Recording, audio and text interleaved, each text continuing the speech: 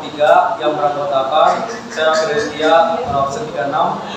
Saya Muhammad Adi Putra, absen 24. Saya Farid Syukur, absen 13. Saya Idra Pisyaka, absen 17. Saya Alicia Putri Salma, absen 4. Pada kesempatan ini kami akan menjelaskan tentang vektor, tentang implementasi vektor dengan media perahu. Pada percobaan vektor ini, kelompok kami menggunakan perahu sebagai media dalam mendemonstrasikan penerapan vektor. Kami membuat perahu dengan bahan kardus. Untuk ukuran dan panjang dari perahu akan muncul setelah proses pembuatannya selesai.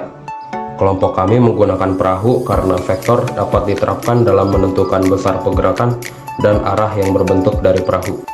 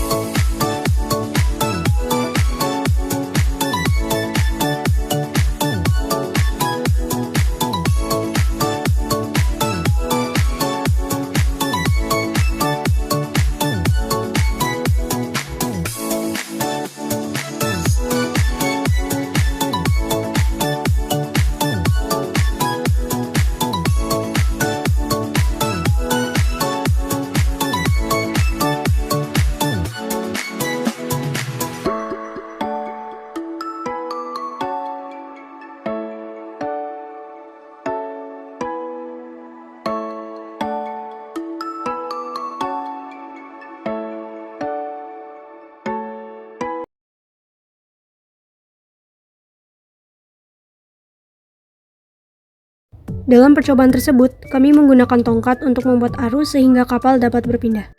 Di awal, perahu didorong secara horizontal ke kiri sumbu X sehingga negatif sebesar 120 cm atau 1,2 meter. Setelah itu, perahu tergeser oleh ombak dan bergeser 45 derajat sepanjang 80 cm atau 0,8 meter. Kemudian, perahu bergeser ke kiri dan kembali ke sumbu X sehingga negatif sebesar 60 cm atau 0,6 meter. Terakhir, perahu tersebut bergeser ke kanan sebanyak 36 cm atau 0,36 meter, hampir mendekati sudut 45 derajat. Berikut adalah gambar dari demonstrasi vektor tersebut dalam koordinat kartesius dan metode gambar poligon. Dalam metode gambar, metode poligon, kita mengetahui bahwa F1 senilai 120 cm, F2 senilai 80 cm, F3 senilai 60 cm, dan F4 senilai 36 cm.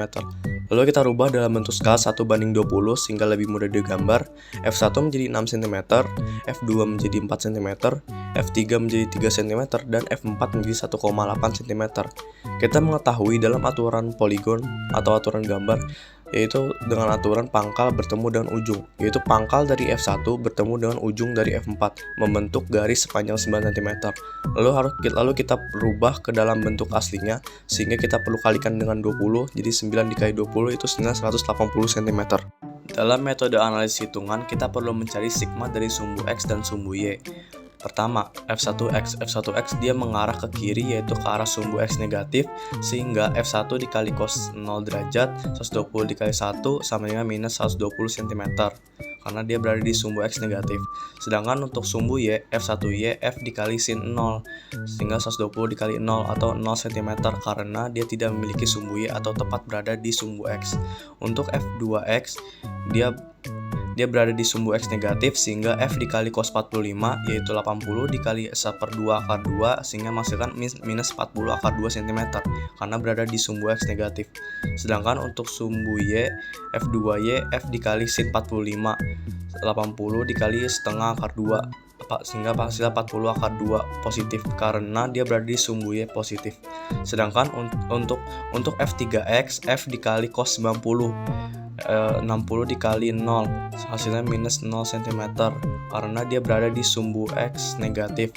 Sedangkan F3Y F dikali sin 90 yaitu 60 dikali 1 minus 60 cm karena dia berada di sumbu Y negatif. Untuk F4X yaitu F dikali cos 90 F nya 36 cm dikali cos 90 0 sehingga F4X 0 cm karena dia tepat berada di sumbu Y, dia tidak memiliki sumbu X. Sedangkan untuk F4Y F dikali sin 90 berarti 36 dikali 1 sehingga 36 cm dia positif karena dia berada di sumbu Y positif. Lalu untuk mencari arahnya kita menggunakan rumus theta sama dengan tan min 1 dalam kurung sigma Y per sigma X, yang dimana tan min 1 min 21 plus 10 akar 2 per 120 min 40 akar 2 yang menghasilkan 10,45 derajat dalam kuadran 1. Sedangkan untuk mencari dalam kuadran 2 kita perlu menguranginya dengan 180 derajat sehingga theta sama dengan 180 derajat dikurangi 10,45 derajat menghasilkan 169,55 derajat atau 170 derajat dalam kuadran 2. Untuk mencari resultannya kita dapat menggunakan rumus sigma X kuadrat plus sigma Y kuadrat plus 2 kali XY kali cos theta karena cos theta nya 90 sehingga kita abaikan menjadi 0 saja. Menjadi minus 120 dikurangi 40 akar 2 kuadrat ditambah minus 24 ditambah 40 akar 2 kuadrat menghasilkan 179,54 atau 180 resultannya atau besarnya. Berikut adalah hitungan jelasnya untuk metode analisis hitungan dalam kertas. Sekian dari penjelasan dari kelompok kami, kurang lebihnya mohon maaf. Bila hitung Assalamualaikum warahmatullahi wabarakatuh.